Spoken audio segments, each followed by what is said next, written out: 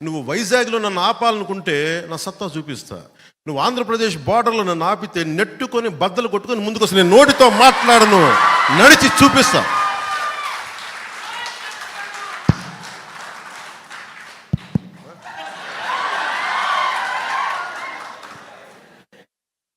నడిచి చూపిస్తాం.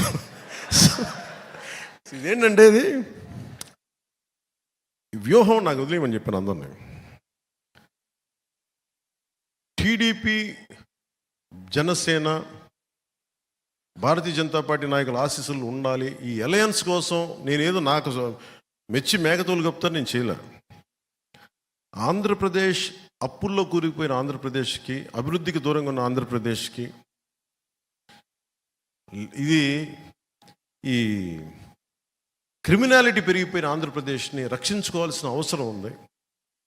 అందుకని అందరం కలిసి ఓట్లు చెల్లకుండా ఉండాలని చెప్పిన ప్రతిపాదనకి ఎంత నలిగిపోయినా నా ఒకడికి తెలుసు. ఈ రోజున అందరూ ఎమ్మెల్యేలు, ఎంపీలు ఏదన్నా అవుదాం అనుకుని దాన్ని ఓటు అందరూ బలంగా ఉన్నారు ఈ రోజున. ఈ బలానికి కారణం నేను పడ్డ మామూలు నలుగుడు కాదు. దీనికి ఎన్ని చీవాట్లు తిన్నానో జాతీయ నాయకుల దగ్గర మీకు తెలియదు. అన్ని చీవాట్లు తిన్నాను. నేను ఒకటే 2 చేతులు పెట్టాను, సార్ మా రాష్ట్రం సార్ ప్లీజ్ సార్ ప్లీజ్, ఇంతే. దండం పెట్టి ఈ రోజున జరిగింది. నేను ఎప్పుడు జనసేన పార్టీ ప్రయోజనాలు ఆలోచించాలా, ఆంధ్రప్రదేశ్ ప్రజల ప్రయోజనాలు, తెలుగు ప్రజల ఐక్యత ఆలోచించాలి. సో దీన్ని దృష్టిలో పెట్టుకొని నాకు మనందరం బాగుండాలి, ఈ అలయన్స్ బలంగా నిలబడాలి. మనలో మనకి చిన్న ఇబ్బందులు ఉంటాయి, కొన్ని త్యాగాలు ఉంటాయి, ఇవన్నీ కొన్ని తప్పవు. కానీ త్యాగం చేసిన ప్రతి ఒక్కరికి గుర్తింపు వచ్చేలాగా రేపొద్దున్న ఎంపీటీసీలు కానీ, జడ్పీటీసీలు కానీ, స్థానిక ఎన్నికలు ప్రతి దాంట్లో 3వ వంతు జనసేన బలంగా తీసుకునేలాగా నిలబడేలాగా మనం ఓటు ట్రాన్స్ఫర్ కనుక జరిగితే టీడీపీని మనం వదిలేసిన చోట్ల, టీడీపీని నుంచున్న చోట్ల ఓటు జనసేన ఓటు ట్రాన్స్ఫర్ అయితే మటుకు రేపొద్దున స్థానిక ఎన్నికలకి అదే మీకు బలం అవుతుంది, మర్చిపోకండి. అలాగే 3వ వంతు మహిళలకు కూడా రిజర్వేషన్లు కూడా భవిష్యత్తులో వచ్చే 29లో రాబోతుంది. అది మీరు మహిళా నాయకులు కూడా మీరు ఇప్పటి నుంచి కష్టపడితే అది మీకు కూడా అది బంగారు దారి వేసినట్టు అవుతుంది. అందుకని మనస్ఫూర్తిగా నాకు అవకాశం ఇచ్చిన మా నాయకులందరికీ, ఆడపడుచులందరికీ, మహిళా నాయకురాలందరికీ, ఈరోజు పార్టీలో జాయిన్ అయిన శ్రీ రత్నం గారికి, మరి సతీమణి ఉమాదేవి గారికి, అలాగే మన మల్లాడి రాజేంద్ర ప్రసాద్ గారికి ప్రత్యేకించి నా హృదయపూర్వక ధన్యవాదాలు. ఈ వేదిక పైన ఉన్న మా నాయకులందరికీ కూడా పేరు పేరున హృదయపూర్వక ధన్యవాదాలు, నమస్కారాలు. యాక్చువల్లీ ఇది వెంటనే నేను వెళ్ళిపోవాలి ఇవన్నీ కాదు, కానీ నాకు ఒక్కడనే అయిపోయాను. 2019లో అప్పుడు నాయకత్వాన్ని లాగా నాకెవరు 10 మంది 20 మంది నాయకులు లేరు. లక్షల మంది నన్నే మాట్లాడాలనుకుంటారు. నేను చిన్నబాబు గారిని పెట్టి, చిన్నబాబు గారు కాదండి నాకు నీతోనే మాట్లాడాలంటారు. కార్యకర్త నుంచి నాయకుల దాకా లక్షలాది మంది నాతో మాట్లాడాలని టైం సరిపోవట్లేదు. అందుకని ఆ కష్టాలకి నేను అటు ఇటు తిరుగుతున్నాను.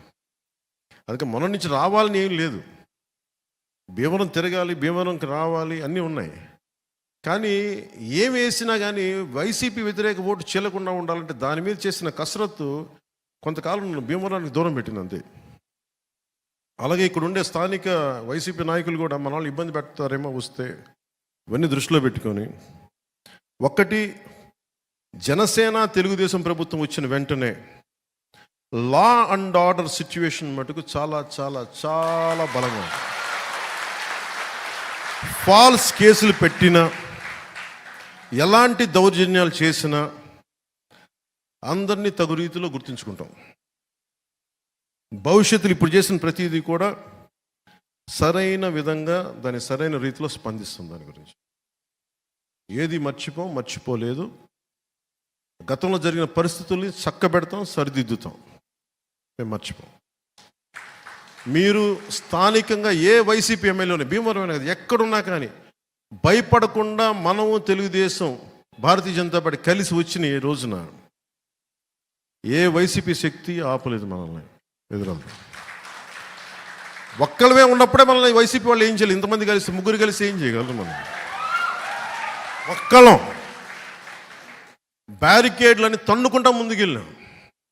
151 మంది ఎమ్మెల్యేలు వాళ్ళేం చేయలేదు. ఇప్పుడేం చేస్తారు? వాళ్ళు కూర్చొని ఓడిపోతున్న వాళ్ళు.